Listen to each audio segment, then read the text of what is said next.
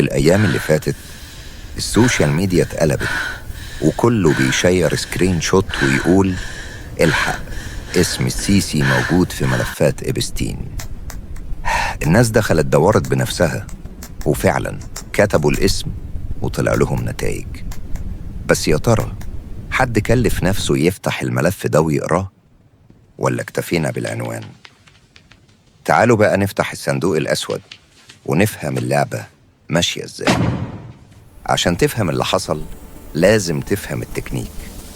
انت لما بتدخل على موقع وزارة العدل الأمريكية وتكتب في خانة البحث كلمة إيجيبت أو السيسي، انت هنا مش بتبحث في فولدر إبستين بس، لأ، انت بتبحث في أرشيف وزارة العدل الأمريكية كله بكل القضايا اللي فيه من سنين. فطبيعي جدا السيرش انجن أو محرك البحث هيطلع لك أي قضية ورد فيها اسم مصر، والناس من لهفتهم أو من سوء نيتهم خدوا النتيجة دي وربطوها بإبستين، مع إن الملف اللي طلع هو ملف قضية تانية خالص، قضية سياسية من العيار التقيل، قضية بتكشف إن مصر كانت بتحارب في واشنطن مش بتلعب. نرجع بالزمن لورا شوية، سنة 2013 وتحديداً بعد 30 يونيو. وقتها الإدارة الأمريكية بقيادة أوباما وهيلاري كان عندهم مشروع واحد بس: تمكين الإخوان. ولما الشعب المصري نزل وقلب الترابيزة أمريكا اتجننت.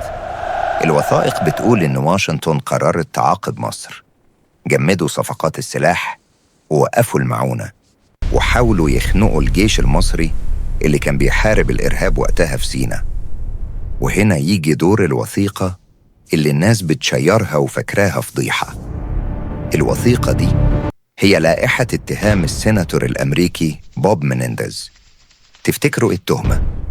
التهمة إن مصر تواصلت معاه عشان يضغط على الحكومة الأمريكية ويفك الحظر عن السلاح. أيوة، زي ما سمعت، اسم القيادة المصرية مذكور هنا، مش في حفلات مشبوهة، مذكور في سياق معركة دبلوماسية لكسر دراع أمريكا وانتزاع حق مصر في التسليح. يعني الوثيقة دي وسام شرف بتثبت إن الدولة ما خضعتش للضغط الأمريكي وكانت بتدور على أي ثغرة عشان تحمي أمنها القومي. الخلاصة يا مصريين، لما تدور في الملفات الصح وتعرف تقرأ الإنجليزي صح هتكتشف إن اسم الرئيس مش موجود في ولا سطر من ملفات العار بتاعت إبستين. دي حقيقة جنائية، لكن هتلاقيه موجود بقوة في ملفات الحرب السياسية، في الملفات اللي بتوجع أعداء 30 يونيو. كانوا عايزين الإخوان يكملوا؟ الوثائق بتقول أيوة.